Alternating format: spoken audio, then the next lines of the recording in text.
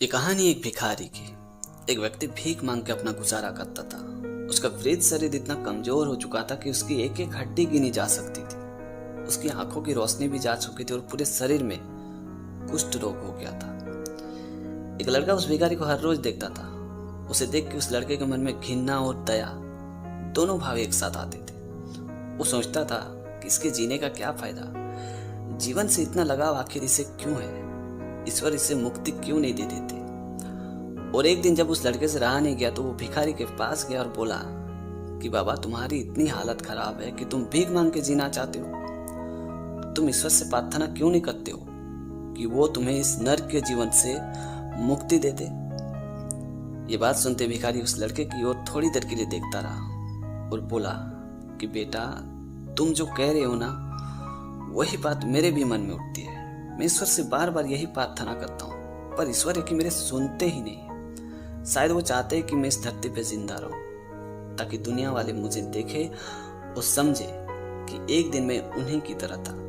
लेकिन कभी वो दिन भी आ सकता है कि जब किसी कारणवश से वो मेरी तरह हो जाएंगे। इसलिए किसी को भी अपने ऊपर किसी भी तरह का अभिमान या घमंड नहीं करना चाहिए। इंसान की जिंदगी में सब दिन हमेशा एक जैसे कभी नहीं रहते। उस भिखारी की बात सुन के लड़के को पूरी तरह से समझ में आ चुका था कि आखिर वो भिखारी उसे समझाना क्या चाहते हैं। तो दोस्तों, छोटी सी कहानी में ये सिखाते हैं कि अपने शरीर को लेकर कभी अभिमान ना करें और ना ही किसी वृद्ध को देख के घृणा वाला भाव रखें, क्योंकि एक दिन ऐसा भी आएगा कि आपको भी उन्हीं की तरह होना है। इसलिए हमेशा किसी वृद्ध को लेके पॉजिटिव वाला थिंक रखें। ये कहानी एक कुत्ते की।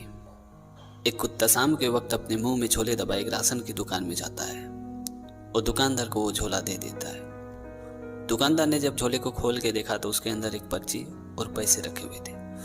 तो दुकानदार ने पर्ची पढ़ी और एक एक सामान उसके झोले में पैक कर दिया। फिर पैसे काट के दुकानदार ने वापस झोले को उसके मुंह में दबा दिया।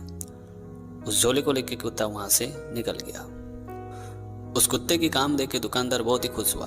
वो मन ही मन सोच रहा था कि इसका मालिक कौन हो सकता है जो इस कुत्ते को इतने परफेक्ट तरीके से ट्रेन किया होगा। मैं उसे देखना चाहता हूँ। और ये सोच के दुकानदार उस कुत्ते के पीछे पीछे जाने लगा, उसे फॉलो करने लगा। फिर वो कुत्ता एक बस स्टॉप में गया और बस के आने का बेसब्री से इंतजार करने लगा। तभी वहां एक बस आई तो कुत्ता उस बस में चढ़ गया और कंडक्टर की ओर देखने लगा। कंडक्टर आया और उसके गले में लगे बेल्ट में हाथ टटोला तो उसमें एक चिट्ठी थी और कुछ पैसे। तो कंडक्टर ने टिकट काटी और उसके गले में वापस दबा दिया।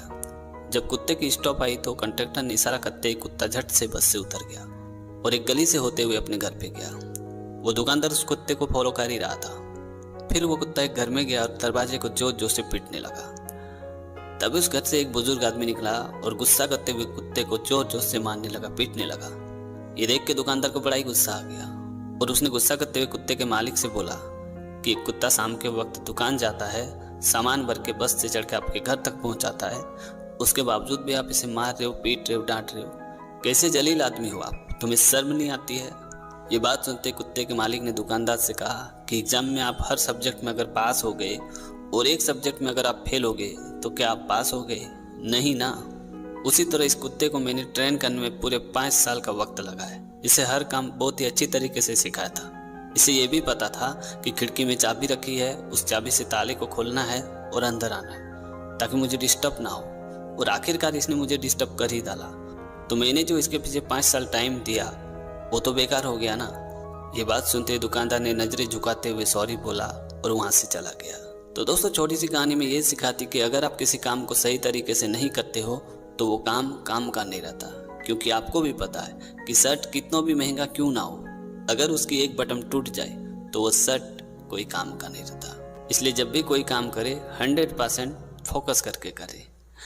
तो दोस्तों, आज की कहानी आपको कैसी लगी कमेंट करके ज़रूर बताना। और अगर आपने हमारे चैनल को अभी तक सब्सक्राइब नहीं किया तो प्लीज़ यार चैनल को सब्सक्राइब कर देना, क्योंकि इस तरह का कंटेंट मैं हमेशा अपने चैनल पे लाते रहता हूँ। तो आज के लिए इतना ही। मिलते हैं अगली वीडियो में एक नई टॉपिक के साथ, एक नई कहानी के साथ। तब तक के लिए जय हिंद, वंदे मातरम।